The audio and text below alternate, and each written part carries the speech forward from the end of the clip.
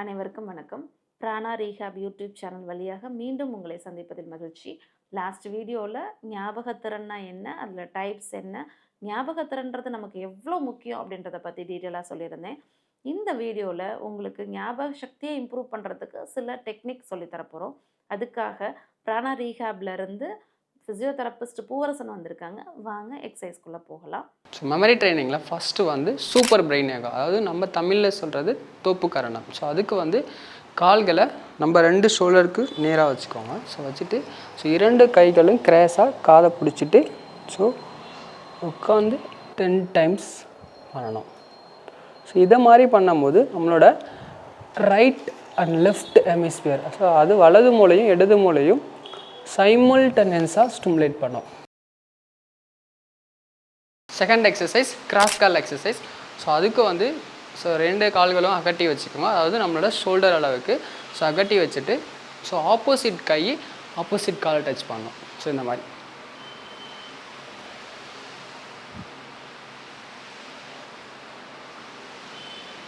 Third exercise tandem walking. So அதுக்கு அது கோவிலில் அடி பிரதர்சனம் சொல்லுவாங்க பார்த்தீங்களா. ஸோ அடி மேலே அடி வைத்து நடக்கணும். ஸோ அந்த மாதிரி ஸோ உங்களோட கட்டவரில் ஒட்டி வைக்கணும். ஸோ இந்த மாதிரி கவுண்ட் பண்ணிக்கிட்டே நடக்கணும். 1 2 3. ஒவ்வொரு ஸ்டெப்புக்கும் ஒரு கவுண்ட். 1 2. பேலன்ஸ் இம்ப்ரூவ் ஆகும், அஸ் வெல் அஸ் உங்களோட கோஆர்டினேஷன் இம்ப்ரூவ் ஆகும். So next cross leg walking. So சென்டரில் கோடு இருக்கிற மாதிரி பார்த்துக்கோங்க. ஸோ சென்டரில் கோடு இருக்கணும். ஸோ அது கிராஸாக வாக் பண்ணணும். ஸோ கோட்டில் டச் பண்ணக்கூடாது, 2 கால்களும் டச் பண்ணாமல் கிராஸாக வாக் பண்ணணும். ஸோ இதே மாதிரி பண்ணும்போது உங்களோட வலது மூலையும் இடது மூலையும் ஒரே சமயத்தில் ஸ்டிமுலேட் பண்ண முடியும். ஸோ இந்த மாதிரி ஸ்டிமுலேட் பண்ணுறதுனால உங்களோட ஃபோக்கஸ், கான்சன்ட்ரேஷன், மெமரி இம்ப்ரூவ் ஆகும். இதே மாதிரி நீங்கள் 3 to 5 ரவுண்ட்ஸ் வீட்டில் நடக்கும். Cross walking with opposite arm cross. So அதாவது சேம் பொசிஷன்லேயே நின்றுட்டு so opposite leg opposite hand so இந்த மாதிரி கிராஸ் பண்ணணும். So next opposite leg opposite hand. So இதே மாதிரி நீங்கள் 3 to 5 ரவுண்ட்ஸ் பண்ணணும். ஸோ இதை பண்ணும்போது உங்களோட கோஆர்டினேஷன் இம்ப்ரூவ் ஆகும், உங்களோட பிரெயின் ஸ்டிமுலேட் பண்ண முடியும்.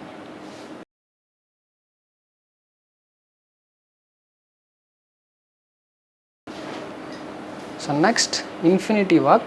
ஸோ 2 ஆப்ஜெக்ட் எடுத்து நேராக வச்சுக்கோங்க. ஸோ ஒரு 8 மாதிரி வாக் பண்ணணும்.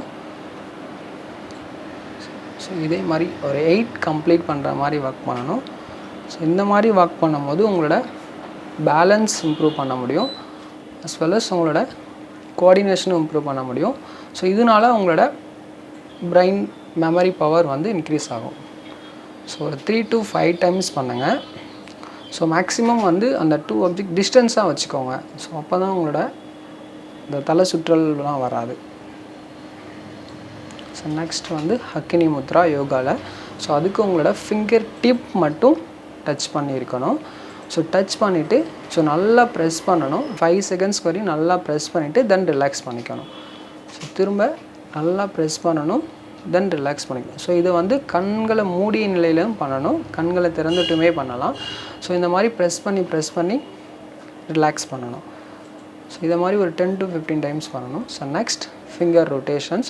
ஸோ ஃபஸ்ட்டு தம்ப்லேருந்து ஸ்டார்ட் பண்ணுங்கள். ஸோ ஃபஸ்ட்டு கிளாக் வைஸில் ஒரு 20 டைம்ஸ் பண்ணணும், தென் ஆன்டி கிளாக் வைஸ் ரிவர்ஸாக ஸோ ஒரு 20 டைம்ஸ். ஸோ அடுத்தது இண்டெக்ஸ் ஃபிங்கர். ஸோ அதுவுமே ஒரு கிளாக் வைஸில் பண்ணணும், தென் ரிவர்ஸாக ஆன்டி கிளாக் வைஸில் பண்ணணும். ஸோ இந்த மாதிரி பண்ணும்போது உங்களோட எந்த விரல் பண்ணுறீங்களோ அந்த விரல் மட்டும்தான் இருக்கணும், மீதி எல்லா விரலும் டச் பண்ணியிருக்கணும். So next middle finger clockwise anticlockwise. So இதே மாதிரி ஒவ்வொரு மூமெண்ட்டும் கிளாக் வைஸில் 20, ஆன்டி கிளாக் வைஸில் 20. ஸோ இதே மாதிரி ரிங் ஃபிங்கரும் பண்ணணும், தென் லிட்டில் ஃபிங்கரும் பண்ணணும். So next finger opponents.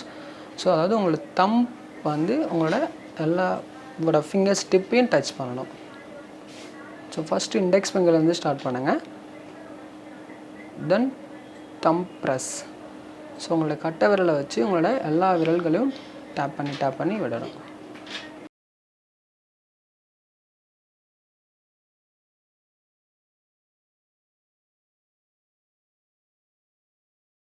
இப்போ சொல்லிக் கொடுத்த டெக்னிக்லாம் பார்த்துருப்பீங்க. இத வந்து மெமரி ட்ரெய்னிங் அப்படின்னு சொல்றோம்.